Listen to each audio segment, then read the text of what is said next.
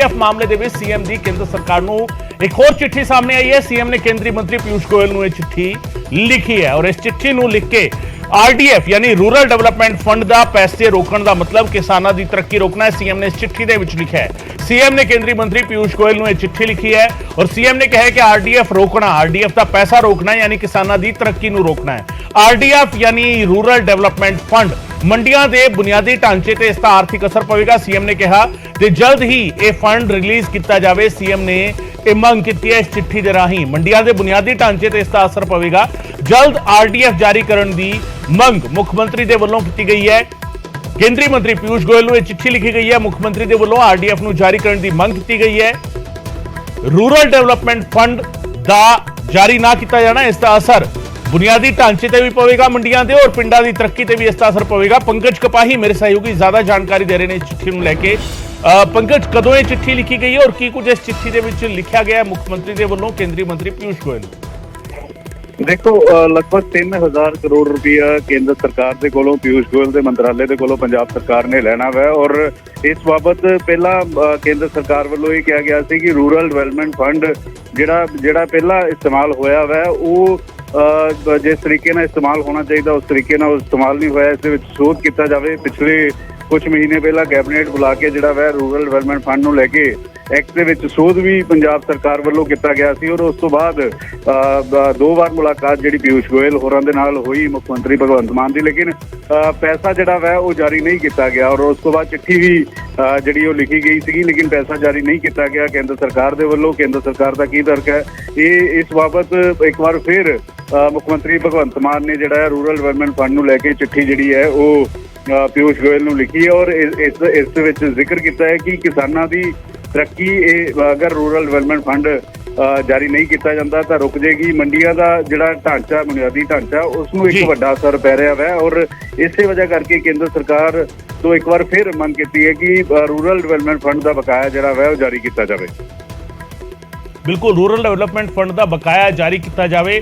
पंकज, तकरीबन 3000 करोड़ का बकाया तुसीं दस रहे हो, अपने आप में वड्डी रकम है कि चिट्ठी दे विच बाकायदा डिटेलिंग और जिहड़े एतराज पहला जाहिर किए गए थे केंद्र के वलों उस बारे भी कोई चर्चा इस चिट्ठी दे विच की गई है? देखो, क्योंकि मुख्यमंत्री खुद मिल के आए थे और उन्होंने कहा कि जिस सोच का तुसीं जिक्र कर रहे हो कि रूरल डेवलपमेंट फंड जिहड़ा केंद्र सरकार के वलों पुरानियां सरकारां दे लई भेजिया जांदा सी उसकी दुरवरतों किसी होर जगह ते लग जाती सी। इस करके एक्ट दे विच सोध किया जाके ताकि ये पैसा जिहड़ा मंडियां दे उत्ते ही इस्तेमाल होवे, ना कि लिंक रोड के उत्ते इस्तेमाल होवे जां होर थावां दे उत्ते इस्तेमाल किया जाए। तो इस बाबत मुख्यमंत्री ने यह भी कहा सीगा कि असी उस एक्ट दे विच सोध कर दिता है और हुण जिहड़ा पैसा आएगा उस तरीके दे नाल इस्तेमाल किया जाएगा।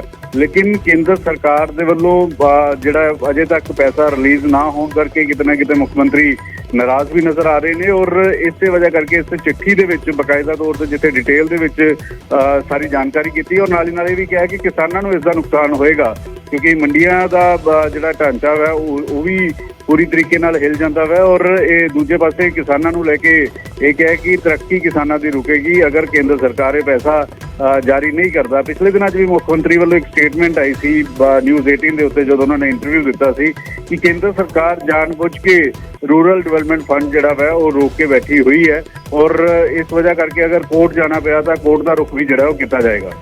जी, बहुत शुक्रिया पंकज इस तमाम जानकारी के लिए। सो पंकज कपाही मेरे सहयोगी जानकारी दे रहे सन। मुख्यमंत्री के वलों चिट्ठी लिखी गई है बाकायदा 3000 करोड़ रुपए का रूरल डेवलपमेंट फंड है जिहड़ा केंद्र के वलों रोकया गया। इल्जाम ये लगे सीगे या एतराज ये लगे सी कि पिछलियां सरकारां ने जिस काम के लिए रूरल डेवलपमेंट फंड जारी हुंदा है उसके लिए उसका इस्तेमाल नहीं किया, उसका इस्तेमाल किते होर किया गया, यानी परपस जो सीगा उसनूं पूरा नहीं किया गया और इस करके आरडीएफ जारी नहीं किया गया केंद्र के वलों। पर मुख्यमंत्री के वलों एक इतराज जाहिर किया गया कि पिछलियां सरकारां वेले जो कुछ होया उसकी जांच भी की जा सकती है पर हुण जिहड़ा हैगा हुण सरकार क्योंकि बदल चुकी है तो पिंडां दी तरक्की के लिए यह फंड जारी किया जाना लाजमी है और इसे करके एक चिट्ठी लिख के मुख्यमंत्री ने मंग की है केंद्रीय मंत्री पीयूष गोयल।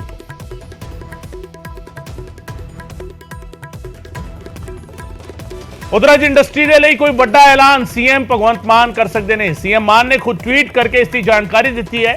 असी एक ऐतिहासिक फैसला लैन जा रहे हैं, सीएम ने ट्वीट करके लिखा है। सनत के लिए, सनत खेतर के लिए सीएम मान ने खुद ट्वीट करके जानकारी दी है कि कोई इतिहासिक फैसला लिया जा सकता है। ਅਸੀਂ एक इतिहासिक फैसला ਲੈਣ ਜਾ ਰਹੇ ਹਾਂ। सीएम ने ट्वीट ਕੀਤਾ ਹੈ, ਅੱਜ इंडस्ट्री ਦੇ ਲਈ इतिहासिक फैसला ਲੈਣ ਜਾ ਰਹੇ हैं। कोई ਵੱਡਾ ਐਲਾਨ ਕਰਨਗੇ सीएम ਭਗਵੰਤ ਮਾਨ ਅੱਜ, क्योंकि खुद ट्वीट करके इसकी जानकारी दी है। ਅੱਜ इंडस्ट्री ਨੂੰ एक ਵੱਡੀ ਰਾਹਤ ਮਿਲੇਗੀ। सीएम ने लिखा है, निवेश ਕਰਨ ਵਾਲਿਆਂ ਨੂੰ ਖੱਜਲ ਖੁਆਰੀ ਤੋਂ ਰਾਹਤ ਮਿਲੇਗੀ। सीएम ने ट्वीट ਦੇ ਵਿੱਚ ਲਿਖਿਆ ਹੈ। और ट्वीट ਕੀ ਲਿਖਿਆ ਹੈ सीएम ने, ਇਹ ਵੀ ਤੁਹਾਨੂੰ ਪੜ੍ਹ ਕੇ ਸੁਣਾ ਦਿੰਦੇ ਹਾਂ। सीएम ने ਲਿਖਿਆ ਹੈ, ਅੱਜ ਅਸੀਂ ਇੱਕ ਇਤਿਹਾਸਿਕ ਫੈਸਲਾ ਲੈਣ ਜਾ ਰਹੇ ਹਾਂ, ਜਿਸ ਦੇ ਨਾਲ ਇੰਡਸਟਰੀ ਨੂੰ ਇੱਕ ਵੱਡੀ ਰਾਹਤ ਮਿਲੇਗੀ ਤੇ ਪੰਜਾਬ ਵਿੱਚ ਨਿਵੇਸ਼ ਕਰਨ ਵਾਲਿਆਂ ਨੂੰ ਖੱਜਲ ਖੁਆਰੀ ਅਤੇ ਭ੍ਰਸ਼ਟਾਚਾਰ ਤੋਂ ਰਾਹਤ ਮਿਲੇਗੀ। ਅਜਿਹਾ ਕਰਨ ਵਾਲਾ ਪੰਜਾਬ ਦੇਸ਼ ਦਾ ਪਹਿਲਾ ਸੂਬਾ ਹੋਵੇਗਾ ਜੋ ਬਾਕੀਆਂ ਨੂੰ ਵੀ ਪ੍ਰੇਰਿਤ ਕਰੇਗਾ। ਦੁਪਹਿਰ ਨੂੰ ਮੈਂ ਆਪ ਲਾਈਵ ਹੋ ਕੇ ਤੁਹਾਡੇ ਨਾਲ ਵੇਰਵੇ ਸਾਂਝੇ ਕਰਾਂਗਾ। ਮੁੱਖ ਮੰਤਰੀ ਨੇ ਖੁਦ ਇਹ ਟਵੀਟ ਕੀਤਾ ਹੈ।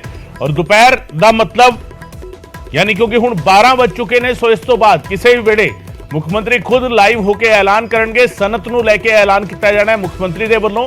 और ये ऐतिहासिक फैसला की हो सकता है कि कुछ चर्चावां चल रही ने। पंकज कपाही मेरे सही होगी एक बार फिर मेरे नाल मौजूद ने, उन्होंने तो ज़्यादा जानकारी लेने हैं।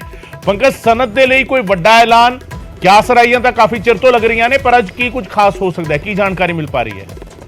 देखो, इस वे पंजाब सरकार की कोशिश है कि पंजाब के ज़्यादा तो ज़्यादा इन्वेस्ट जोड़ा आवे। और इस बाबत पिछले दिनों एक मीटिंग जी इन्वेस्टर के नाल मुख्यमंत्री वालों की गई सी और इंडस्ट्री के जोड़े अधिकारी ने उन्होंने नाल भी की गई सी। उस दे पता लगा सीगा कि जी इंडस्ट्री दूसरे सूबे तो आना चाहती है या दूसरे मुल्कों तो आना चाहती है, वो खज्जल खुआर नहीं होना चाहती। वक्-वक् उन्होंने इस गल के खदशे लगते हैं कि करप्शन जोड़ा वो होंदा, अगर किसी चीज़ की अप्रूवल चाहिए तो उस बाबत जोड़ा अप्रूवल नहीं मिलती बिना पैसे देते। और खास तौर के उत्ते CLU नूं लैके, क्योंकि CLU नूं लैके इंडस्ट्री का यह कहना है कि काफ़ी ज़्यादा जोड़ा खज्जल खुआरी होनी पैंदी है। तो CLU नूं लैके जोड़ा वै उस दे विच राहत जिहड़ी है वो दी जा सकती है। कुछ अजिहे CLU नूं लैके फैसला जोड़ा वो लिता जा सकता है, जिस दे नाल इंडस्ट्री लगाउण वालियां नूं सीधे तौर के उत्ते फायदा मिले, उन्होंने खज्जल खुआरी जिहड़ी है वक्-वक् सरकारी दफ्तरां दी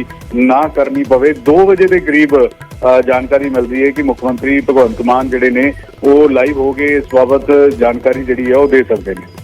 बिल्कुल 2 बजे के करीब खुद मुख्यमंत्री इस बारे मुतलक जानकारी दे सकते हैं। सो इंडस्ट्री लिए अज इतिहासिक ऐलान होने वाला है और खज्जल खुआरी तो राहत किस तरीके की मिलेगी ये हजे खुलासा खुद मुख्यमंत्री करेंगे। बहुत शुक्रिया पंकज इस तमाम जानकारी के लिए। सो 2 बजे के करीब मुख्यमंत्री खुद रूबरू होणगे सूबे की जनता के आवाम दे और खुद ऐलान करेंगे। सनत के लिए ये वड्डा ऐलान होने जा रहा है। खुद मुख्यमंत्री ने लिखा है, ऐतिहासिक ऐलान असीं करन जा रहे हैं।